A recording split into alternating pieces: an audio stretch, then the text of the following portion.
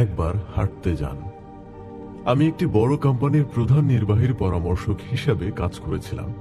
কোম্পানিটি বছরে $100 মিলিয়ন বেশি পণ্য বিক্রি করে। কোম্পানিটি ভালোই করছিল, তবে আমি প্রতিষ্ঠানটির দায়িত্বশীলতা ও দক্ষতায় ঘাটতি শনাক্ত করছিলাম। আমি খুব অবাক হইনি, কারণ প্রায় 5 বছর ধরে তারা প্রতিষ্ঠানের সুনাম রক্ষায় তেমন কোনো কাজ করেনি। 80% কর্মচারীর সঙ্গে মালিক পক্ষের কোনো যোগাযোগ ছিল না।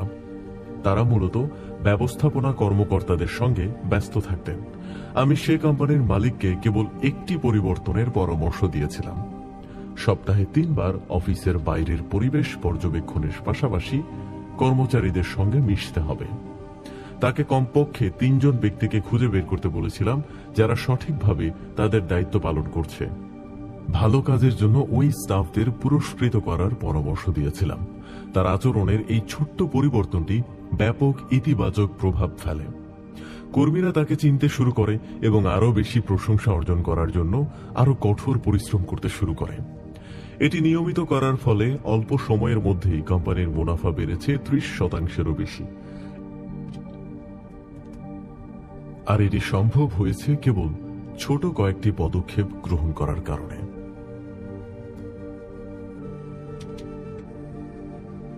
টাকার গাছ। 12 বছর আগে আমার এক দুর্দান্ত সহকারী ছিল, ক্যাথলিন। সে সময় সে বছরে $40,000 আয় করত সে। তার কাজ ছিল মূলত আমার লেকচারের বিষয়গুলো গুছিয়ে রাখা। একদিন সে আমাকে বলল, আমি আপনাকে আয়ের 10% সঞ্চয় করার ব্যাপারে কথা বলতে শুনেছি। ব্যাপারটা দারুণ লেগেছে, কিন্তু আমার এমনটি করার কোনো সুযোগ নেই। এটি সম্পূর্ণ অবাস্তব। কারণ হিসেবে সে জানালো যে সকল প্রয়োজনীয় ব্যয় বহন করার পরে মাস শেষে তার হাতে আর কোনো টাকা থাকে না। আমি তাকে তার খরচগুলো লিখে রাখার জন্য একটি নোটবুক ব্যবহার করতে বললাম। আমি তাকে তার মাসিক আয়ের মাত্র 1% অর্থাৎ মাত্র $33 জমানোর পরামর্শ দিলাম। এ অর্থ সঞ্চয় করার উপায় হিসেবে তাকে বললাম, সপ্তাহে অন্তত একদিন বাইরের খাবার না খেয়ে বাড়ি থেকে খাবার এনে খেতে হবে। এভাবে সে সঞ্চয়ের অভ্যাস করে তুলতে শুরু করল। পরের মাসে আমার কাছে তার মাত্র 2% অর্থাৎ $67 সঞ্চয় হয়েছিল। সে তার কেবল সাবস্ক্রিপশন পরিবর্তন করে অতিরিক্ত $33 সঞ্চয় করতে সমর্থ হয়েছিল। পরের মাসে আমরা 3% উঠেছি। এরপর পিপলস ম্যাগাজিনে তার সাবস্ক্রিপশন বাতিল করে দিয়েছিলাম, কেননা এখন তার জীবন নিয়ে পড়াশোনা করার সময়। এছাড়াও আমি তাকে অফিসে কফি তৈরি করে খাওয়ার পরামর্শ দিয়েছিলাম। বছর শেষে দেখা গেল তার উপার্জনের 10% সঞ্চয় হয়ে গেছে। সে অবাক হয়ে গেল এবং এই একটি শৃঙ্খলা তার জীবনের অন্যান্য ক্ষেত্রেও দারুণ প্রভাব ফেলল। দ্বিতীয় বছরের শেষের দিকে এসে সে আয় করেছিল $1,00,000-এরও বেশি। ক্যাথলিন অবশেষে নিজেই একটি স্বাধীন ব্যবসা শুরু করতে পেরেছিল। এখন সে $1 মিলিয়নেরও বেশি সম্পদ তৈরি করে ফেলেছে, অথচ তার শুরুটা ছিল মাত্র $33 সঞ্চয় করার মতো একটি ছোট্ট সিদ্ধান্ত গ্রহণের মধ্য দিয়ে। সঠিক সময়ে যথার্থ সিদ্ধান্ত গ্রহণ। আপনি যত তাড়াতাড়ি ছোট পরিবর্তনগুলো শুরু করবেন, ততই শক্তিশালীভাবে কম্পাউন্ড এফেক্ট আপনার পক্ষে কাজ করবে। ধরুন, আপনার বন্ধু কলেজে পড়া অবস্থায় অর্থ জমানো শুরু করেছে। অন্যদিকে আপনার বয়স 40-এ না পৌঁছানো পর্যন্ত আপনি সঞ্চয় করা শুরু করেননি। 40 বছর বয়সে আপনার বন্ধুকে আর কোনো বিনিয়োগ করতে হবে না, অথচ আপনি সবেমাত্র জমানো শুরু করেছেন। এরপর আপনি ও আপনার বন্ধু যখন অবসরে যাবেন, তখন দেখা যাবে আপনার বন্ধু আপনার থেকে 3 গুণ বেশি অর্থ জমাতে সক্ষম হয়েছে। তারপরও বন্ধুর চাইতে কম হলে অন্তত কিছু টাকা আপনি পাচ্ছেন, শুধু একটা নির্দিষ্ট সময় অর্থ সঞ্চয় করার কারণে, ছোট ছোট কিছু অভ্যাস করে তোলার কারণে। কম্পাউন্ড এফেক্টের সুফল যে কোনো সময় পাওয়া যেতে পারে, এখানে দেরি হওয়া বলতে কিছু নেই। কথা হচ্ছে এখনই কাজ শুরু করে দিন, তাহলে দেখা যাবে অবসর গ্রহণের সময় আপনি কিছুটা হলেও সুফল পাবেন। তাই আসল কথা হচ্ছে আপনাকে শুরু করতে হবে। সাফল্য হচ্ছে এক ধরনের ম্যারাথন। বেভারলি একটি শিক্ষামূলক সফটওয়্যার সংস্থার বিক্রয়কর্ম ছিলেন।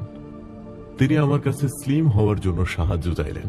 আমি ভাবলাম, ওজন কমানোর জন্য যদি তাকে নিয়মিত জিমে যেতে বলা হয় এবং জিম করার সরঞ্জাম আদি কিনতে বলা হয়, তাহলে দেখা যাবে সপ্তাহখানেক কাজ করার পর সে উৎসাহ হারিয়ে ফেলতে পারে। তাই আমি বেভারলিকে নতুন একটা অভ্যাস ধরিয়ে দেওয়ার সিদ্ধান্ত নিলাম। এটি নিয়মিত চর্চা করলে সে ভালো ফল পেতে পারবে। বেভারলি গাড়িতে করে অফিসে যাতায়াত করত। আমি তাকে তার বাড়ি থেকে 1 মাইলের একটি পথ নির্দিষ্ট করতে বললাম। তারপর সপ্তাহে 2-3 বার তাকে ওই লুপ ধরে হাঁটতে বললাম। অর্থাৎ আমি তাকে একটি সহজ এবং ছোট পদক্ষেপ গ্রহণের পরামর্শ দিলাম। এরপর আমি বেভারলিকে হালকা জগিং এর পরামর্শ দিলাম এবং বললাম, যতক্ষণ না পর্যন্ত সে শ্বাসকষ্ট অনুভব করছে ততক্ষণ পর্যন্ত যেন সে না থামে এবং হাঁটা চালিয়ে যেতে থাকে। এরপর ধীরে ধীরে জগিং এর দূরত্ব বাড়াতে বললাম। এক সময় দেখা গেল নিয়মিত জগিং এর কারণে সে ভালো ফল পেতে শুরু করেছে। জীবনের অন্যান্য ক্ষেত্রেও এর ইতিবাচক প্রভাব দেখা যেতে লাগলো। সেলসম্যান হিসেবে অফিসে তার কর্মদক্ষতা দ্বিগুণ বেড়ে গেল। এটি ছিল আমার জন্য একটা দুর্দান্ত খবর। আপনার প্রতি মুহূর্তের পছন্দগুলোর ফলাফলই হচ্ছে আপনার পরিণতি। আপনি যা করবেন একসময় তারই ফলাফল পেতে থাকবেন। আপনার জীবনের বিভিন্ন ক্ষেত্রকে ধাপে ধাপে পরিবর্তন করতে হবে। অল্প করে সঞ্চয় করতে হবে। আপনার ছোট ছোট পছন্দগুলোকে নিয়মিত চর্চার মাধ্যমে অভ্যাসে পরিণত করতে হবে। এভাবে একটা সময় দেখবেন আপনি আপনার জীবনকে প্রত্যাশিত লক্ষ্যের দিকে নিয়ে যেতে পেরেছেন। সংক্ষিপ্ত ক্রিয়া পদক্ষেপ।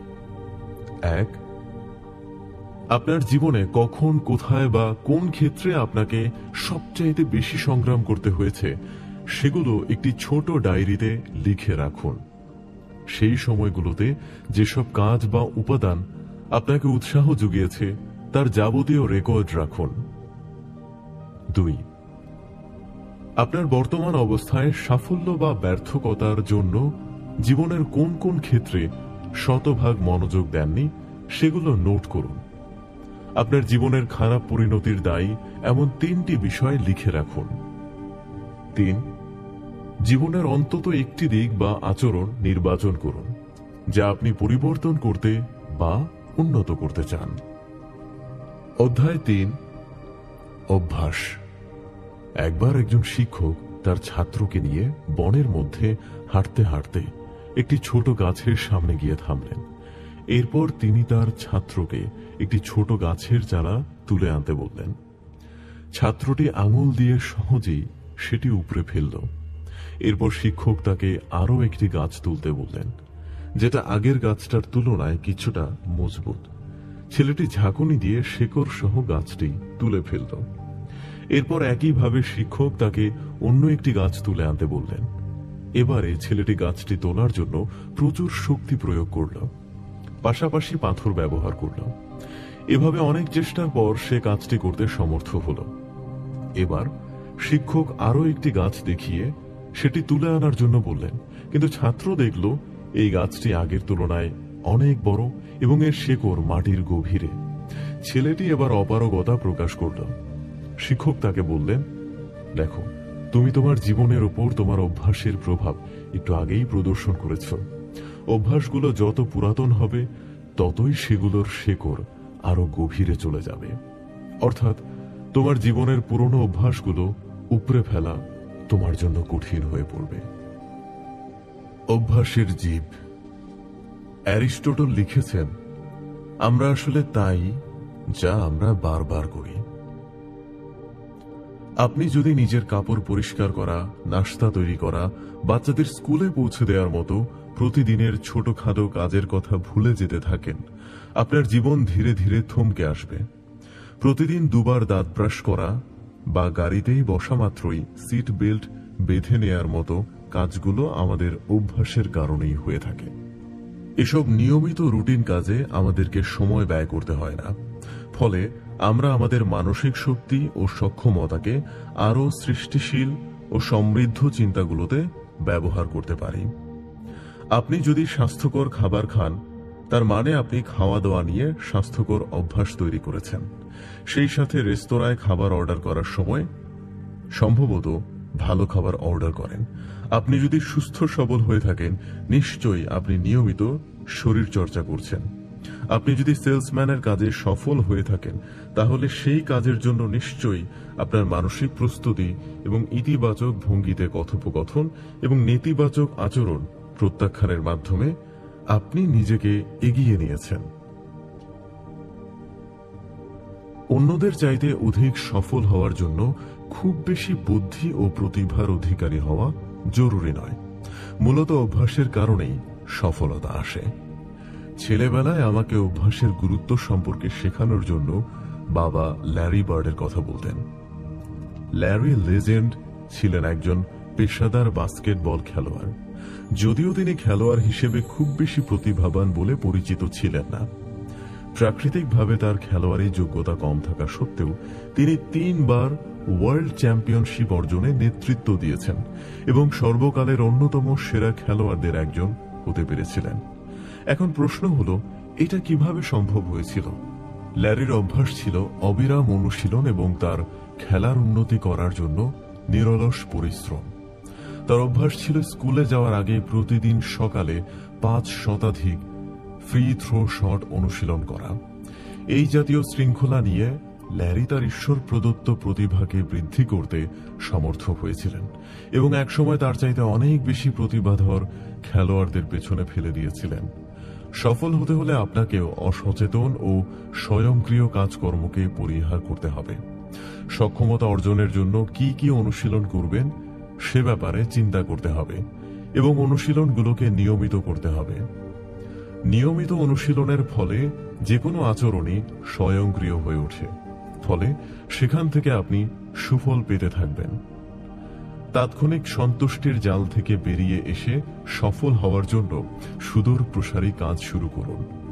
আমরা নিশ্চয়ই বুঝি যে খুব ভালো জুতা কিনলেই আমরা ম্যারাথনের জন্য প্রস্তুত হয়ে যাব না।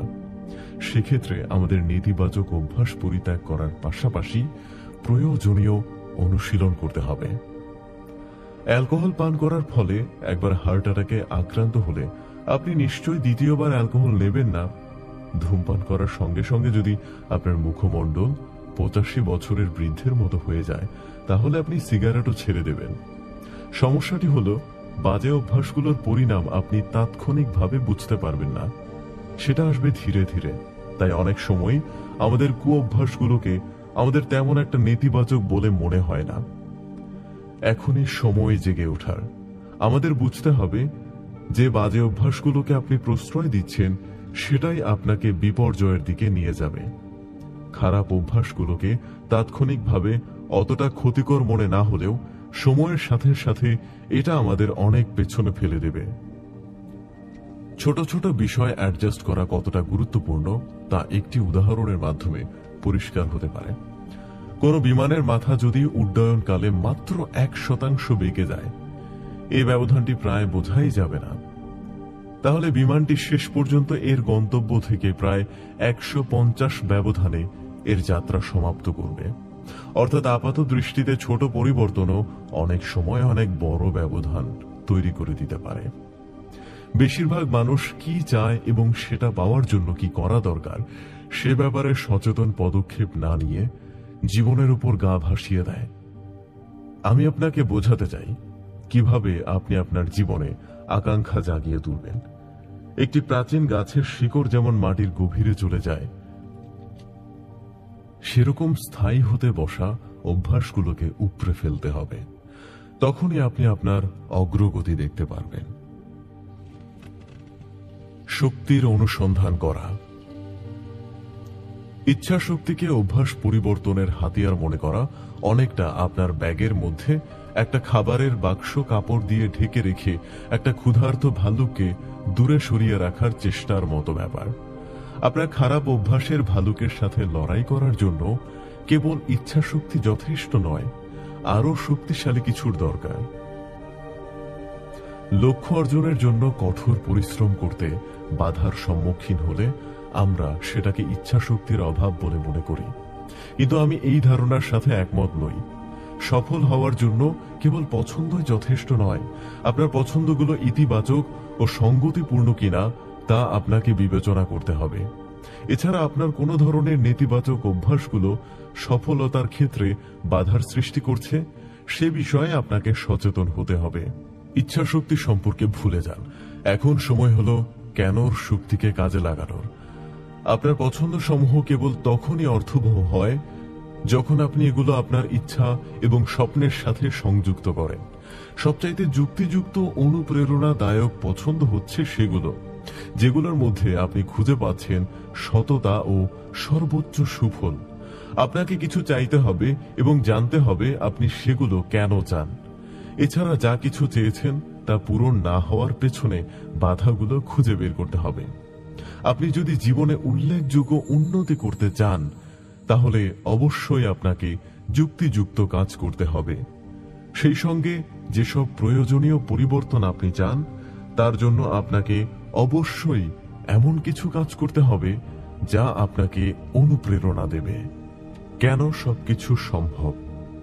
আপনার ইচ্ছা এবং অনুপ্রেরণা যতক্ষণ পর্যন্ত না যথাযথভাবে প্রয়োগ করতে পারছেন ততক্ষণ পর্যন্ত আপনার জীবনে উন্নতি করার কোনো নতুন পথ খুঁজে পাবেন না। আমরা একটা উদাহরণ নিতে পারি। আমি যদি 10 ইঞ্চি চওড়া 30 ফুট লম্বা একটি তক্তা মাটিতে রেখে বলি, আপনি যদি এই তক্তার উপর হেঁটে যান আমি আপনাকে $20 দেব, আপনি এটা করবেন? আপনি নিশ্চয়ই সে কাজটি করবেন, কেননা এটি $20 আয়ের একটি সুযোগ। ওই তক্তাটি যদি দুটো 20 তলা বিল্ডিং এর মাঝে বসানো হয় এবং বলা হয় সেটা পার হলে $30 দেয়া হবে, তখন আপনি অবশ্যই সেটা করতে চাইবেন না। কিন্তু বিপরীত দিকের বিল্ডিং এর ছাদে যদি আপনার বাচ্চা থাকে এবং সেই বিল্ডিং এ আগুন লেগে যায়, তাহলে আপনি কি তাকে বাঁচানোর জন্য তক্তার উপরে হাঁটবেন না? নিশ্চয়ই হাঁটবেন, কোনো প্রশ্ন ছাড়াই, এবং তাৎক্ষণিকভাবে আপনি এটি করবেন, $20 দিই বা না দিই। প্রথমবার যে কাজটি করতে চাইবেন না, পরের বার প্রচন্ড ইচ্ছা শক্তি দিয়ে সেটি কেন করবেন? এজন্যই করবেন যে ওখানে আপনার আছে অস্তিত্ব, এবং সেটাই আবার আপনার জন্য সবচাইতে বড় সফলতা, পৃথিবীর সবচাইতে বড় প্রাপ্তি, আপনার সন্তান। তাই সফল হওয়াটাকে কেবল পছন্দ করলেই হবে না, সেখানে আপনাকে অবশ্যই অনুপ্রেরণা খুঁজে পেতে হবে, আর সেটি আপনার মূল শক্তি, মূল প্রেরণা। সফলতার ঘরে আপনার প্রবেশ পথ হচ্ছে আপনার নিজেকে গুরুত্ব দেয়া। আপনার অভ্যন্তরীণ এই গুরুত্ব বোধই হচ্ছে আপনার সাফল্যের আলোক সংকেত বা বাতিঘর।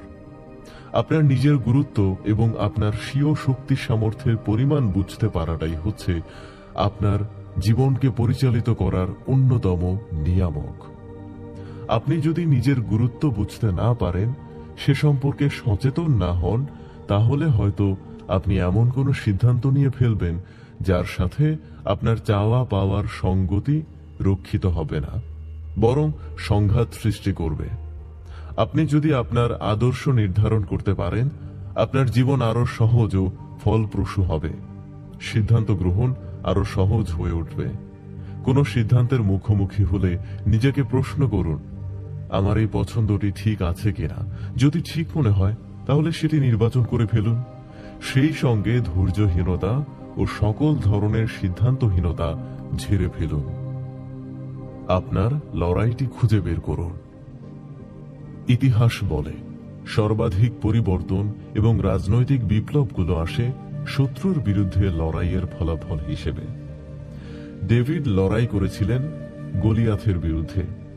আমেরিকা বছরের পর বছর লড়েছে ব্রিটিশদের বিরুদ্ধে। অ্যাপল কোম্পানিকে লড়াই করতে হয়েছে মাইক্রোসফটের বিরুদ্ধে, তেমনি মাইক্রোসফট লড়াই করছে অ্যাপলের কোম্পানির বিরুদ্ধে। আসল কথা হলো আপনাকে আপনার নেতিবাচক মৌলিক সমস্যাগুলোর বিরুদ্ধে লড়াই করতে হবে। আপনার দক্ষতা, আপনার কাজ ও আপনার সিদ্ধান্তগুলো যখন চ্যালেঞ্জের মুখোমুখি হবে, তখনই আপনাকে লড়াই করতে হবে। লক্ষ্য ঠিক রেখে লড়াই চালিয়ে গেলে আপনি নিশ্চয়ই সফল হবেন। ইতিহাসের অন্যতম বিখ্যাত ফুটবল কোচ পিট ক্যারল একটি সাক্ষাৎকারে বলেছিলেন, আমি যখন বেড়ে উঠছিলাম তখন আমি সহজ সরল প্রকৃতির ছিলাম। কিছুটা খাটো হওয়ার কারণে বেশি কাজ করতে পারতাম না। প্রতিযোগিতায় অংশগ্রহণের উপযোগী হয়ে উঠতে আমার 2 বছর সময় লেগেছিল। এই 2 বছরের প্রতিটা মুহূর্ত আমি এই আশা নিয়ে বেঁচেছিলাম যে আমি যোগ্য। তবে সেটা প্রমাণের জন্য আমাকে লড়াই করতে হবে। ক্যারলের এই লড়াই করার মন মানসিকতাই তার প্রতিভাকে চূড়ান্তভাবে বিকশিত করেছিল। আমরা সকলেই সাফল্য লাভের জন্য শক্তিশালী কিছু দিক বাছাই করে নিতে পারি। সুযোগ, ভাগ্য বা অন্য কিছুর উপর দোষ না চাপিয়ে নিজেদের পরিণতির নিয়ন্ত্রণ নিজেদের হাতেই রাখতে হবে। সব ধরনের পরিবর্তন আনার সামর্থ্য আমাদের আছে। অতীতের ক্ষতিকারক অভিজ্ঞতাগুলোকে সাফল্য লাভের অন্তরায় হতে দেওয়ার পরিবর্তে সেগুলোকে আমাদের মধ্যে ইতিবাচক এবং গঠনমূলক পরিবর্তন আনয়নের জন্য ব্যবহার করতে হবে। লক্ষ্য, আমি আগেই বলেছি, কম্পাউন্ড এফেক্ট সব সময় আমাদের গন্তব্যে পৌঁছে দেওয়ার জন্য কাজ করে থাকে। এটি আপনাকে নতুন উচ্চতায় নিয়ে যেতে সাহায্য করবে। আপনি কোথায় যেতে চান তা আপনাকে অবশ্যই জানতে হবে। আপনি জীবনে সফল হতে চাইছেন, সেই সফলতা অর্জনের সামর্থ্য ও যোগ্যতাও আপনার রয়েছে। তারপরেও যদি আপনি তা অর্জনে ব্যর্থ হন, তাহলে বুঝতে হবে আপনার উদ্দেশ্য ও লক্ষ্য যথাযথ ছিল না। সুতরাং সততার সাথে লক্ষ্য নির্ধারণের পাশাপাশি তার প্রতি আপনার বিশ্বাস থাকতে হবে। এরপর আপনাকে কাজ করতে হবে নব উদ্যমে। যখন আপনি আপনার সৃজনশীল শক্তিটিকে একটি সুনির্দিষ্ট লক্ষ্যের দিকে ফোকাস করবেন, তখন ম্যাজিকের মতো কিছু একটা ঘটে যাবে। আমি বারবার লক্ষ্য করেছি, বিশ্বের সর্বোচ্চ সাফল্য অর্জনকারীদের সফল হওয়ার কারণ হল তারা তাদের লক্ষ্যগুলো সুনির্দিষ্ট করতে পেরেছেন। লক্ষ্য নির্ধারণ কিভাবে কাজ করে? আপনি যেটার অনুসন্ধান করে বেড়ান, কেবল সেটাই দেখতে পান এবং সেই বিষয়েই অভিজ্ঞতা অর্জন করেন। আপনি কি পেতে চান তা যদি নাই জানেন, তাহলে আপনি সেটা অর্জন করতে পারবেন না। তাই আপনি যা পেতে চান সেটা অর্জন করার জন্য আপনার মন ও সচেতনতা তার দিকে নিবদ্ধ করুন। কেননা আকাঙ্ক্ষিত বস্তুটি হয়তো সবসময় আমাদের পাশেই ছিল, কিন্তু সেটা আমরা বুঝতে পারিনি। আপনার চিন্তা চেতনাকে ওই লক্ষ্যের দিকে ফোকাস না করা পর্যন্ত এবং আপনার মনকে সেদিকে পরিচালিত না করা পর্যন্ত আপনি আপনার প্রত্যাশিত গন্তব্যে পৌঁছাতে পারবেন না। আপনার লক্ষ্যে পৌঁছানোর পথ সুগম হবে না। একটা উদাহরণ নেওয়া যাক। আপনি যখন ক্রয় করার জন্য কোনো একটি গাড়ির মডেল পছন্দ করবেন, তখন দেখবেন ওই মডেলের গাড়ি বারবার আপনার চোখের সামনে আসছে, অথচ গতকাল পর্যন্ত আপনি এই মডেলের গাড়ি রাস্তায় দেখতে পাননি। এর কারণ হলো আপনি এই মডেলটি পছন্দ করার আগে রাস্তার গাড়িগুলোর দিকে ঠিক মতো তাকাননি, তাই সেগুলো আপনার চোখ এড়িয়ে গেছে। আপনি যখন সঠিকভাবে লক্ষ্য নির্ধারণ করে ফেলবেন, তখন আপনার মস্তিষ্ক সেগুলোকে আপনার সামনে ইতিবাচকভাবে উপস্থাপন করবে। চারপাশের মানুষ, তাদের কথাবার্তা, পরিবেশ, পরিস্থিতি সবকিছুর মধ্যেই আপনি সেগুলো খুঁজে পাবেন। বিখ্যাত লেখক ব্রায়ান ট্রেসি এই ব্যাপারে বলেছেন, শীর্ষস্থানীয় ব্যক্তিদের খুব স্পষ্ট লক্ষ্য থাকে। তারা কে তা তারা জানেন এবং তারা কি চান তাও তারা জানেন। তারা তাদের চাওয়াগুলোকে লিখে রাখেন এবং সেগুলোকে সফল করার জন্য পরিকল্পনা গ্রহণ করেন। অসফল মানুষেরা তাদের পরিকল্পনাগুলো মাথার মধ্যে নিয়ে ঘুরে বেড়ায়, সেগুলো বাস্তবায়নের জন্য কোনো উদ্যোগ গ্রহণ করে না। আসল কথা, লক্ষ্যগুলো নির্ধারিত ও লিখিত না থাকলে সে অনুযায়ী কাজ করা কঠিন। আপনি আজকে আপনার সবচাইতে গুরুত্বপূর্ণ লক্ষ্যের একটি তালিকা তৈরি করে ফেলুন। শুধু ব্যবসা বা অর্থনৈতিক ব্যাপারগুলো নয়, আপনার জীবনের সকল লক্ষ্যকে একত্র করুন এবং লিখিত আকারে সাজিয়ে নিন। আপনার জীবনের কোনো নেতিবাচক দিক থাকলে সে সম্পর্কে সতর্ক থাকবেন, নইলে চড়া মূল্য দিতে হতে পারে। মূল কথা হলো, জীবনের সফলতার জন্য এগিয়ে যান এবং আপনার ব্যবসা, অর্থ, স্বাস্থ্য, সচ্ছলতা, নৈতিকতা, পরিবার ও আত্মীয়তার সম্পর্কের পাশাপাশি জীবনযাত্রার মধ্যেও ভারসাম্য রক্ষা করে চলুন। আপনাকে যেমনটি হতে হবে। বেশিরভাগ মানুষ যখন তাদের লক্ষ্যে পৌঁছাতে চায় তারা বলে, আমি আমার লক্ষ্য খুঁজে পেয়েছি, এখন এটা অর্জনের জন্য আমাকে কি করতে হবে। এটি কোনো খারাপ প্রশ্ন নয়, তবে এটি সেই প্রথম প্রশ্নটি নয় যার উত্তর বের করা দরকার। আমাদের প্রথম প্রশ্নটি হওয়া উচিত, আমাকে কেমন মানুষ হতে হবে। আপনি সম্ভবত এমন মানুষ পাবেন যারা সব কাজই ঠিকঠাক করেছে কিন্তু দ্রুত ফলাফল পাচ্ছে না। এর কারণ হলো তারা মনের অজান্তেই ভালো কিছু জিনিস এড়িয়ে গেছে। আমি যখন বিয়ের জন্য মনস্থির করছিলাম তখন আমার কেমন পাত্রী চাই, তার কি কি বৈশিষ্ট্য থাকতে হবে, এ ধরনের একটি তালিকা তৈরি করেছিলাম। শুধু তাই নয়, আমাদের জীবন ও সংসার কেমন হবে সেটাও লিখে রেখেছিলাম। এরপর আমি আরেকটু ভিন্নভাবে চিন্তা করলাম। আমি নিজেকে জিজ্ঞাসা করলাম, আমি যে গুণাবলীর একজন নারীকে চাচ্ছি সে ধরনের একজন নারী কেমন পুরুষের সন্ধান করবে। এমন একজন নারীর কাছে আকর্ষণীয় হওয়ার জন্য আমাকে ঠিক কেমন হতে হবে। তারপর আমি নিজেকে প্রস্তুত করতে লাগলাম। আমাকে যেমন পুরুষ হতে হবে সে ধরনের গুণাবলী, দৃষ্টিভঙ্গি, বৈশিষ্ট্য ইত্যাদি লিখে একটি তালিকা তৈরি করলাম। এরপর সেই গুণাবলী নিজের মধ্যে তৈরির জন্য কাজ শুরু করলাম।